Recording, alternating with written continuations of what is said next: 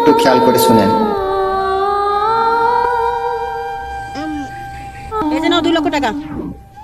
এবার গাড়ি ছাড়ো।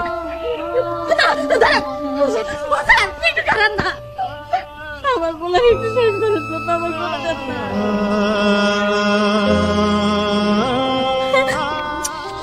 আমার বাবা এই মারে তুই মাফ করে দেই। আমি তো তোর 3 বেলা খাবার পারি নাই, এক ফোঁটা দুধের জোগাড় করতে পারি নাই। আমি এই দুধের বাচ্চারা না খাওয়াই বেশি রাখছি।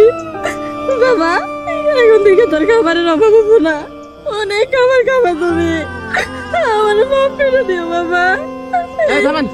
বাচ্চা দেন স্যার একটু দেন না, আমার তো নারী ছেড়ে দেন। ও শিট, ও ড্যাড, রাস্তাঘাটে যদি বাচ্চা নিয়ে এরকম করে তো মানুষ কি বলবে? বলবে আমরা কিডন্যাপ করে নিয়ে যাচ্ছি, তাড়াতাড়ি বাচ্চাকে নিয়ে ভাগো।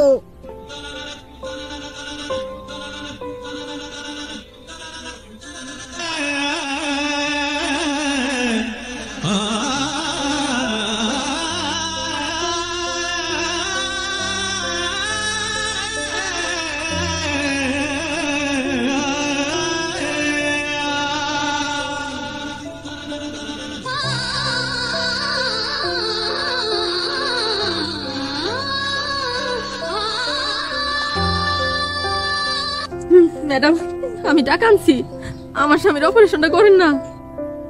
2 লক্ষ টাকা?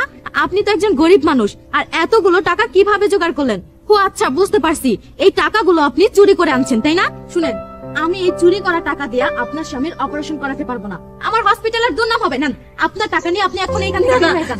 আপনার পায়ে ধরি, এই টাকাটা আমার চুরির টাকা না, আপনি দয়া করে চিকিৎসাটা করেন। আরে উঠুন, এসব আপনি কি বলছেন? এটা আপনার চুরি করা টাকা না।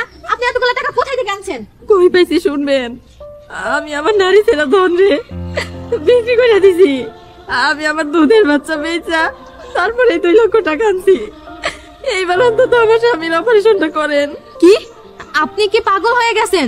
কিভাবে পারে একজন মা তার সন্তানকে বিক্রি করতে? আমি আমার স্বামীর জন্য আমার দুধের বাচ্চারে বেচে দিছি। স্বামী তো আমার পাশে সারা জীবন থাকবো, আর আমার সন্তান হয়তো বা বড় হয়ে এই মাটারে ভুলে যাইবো, কিন্তু এই স্বামী নামের মানুষটা আমার ছেড়ে কোনোদিন যাইবো না। ম্যাডাম আপনার কাছে একটা অনুরোধ, আমার যে সন্তান বিক্রি করে দিয়েছে এটা আমার স্বামীরা করেন না। আচ্ছা ঠিক আছে, আপনি যান, আপনার স্বামীর এখনই আমি অপারেশনের ব্যবস্থা করছি। যান, হ্যালো, দ্রুত অপারেশনের ব্যবস্থা করুন। আল্লাহ, আমার স্বামীর সুস্থ করে তুমি আমার মুখে ফিরিয়ে দিও।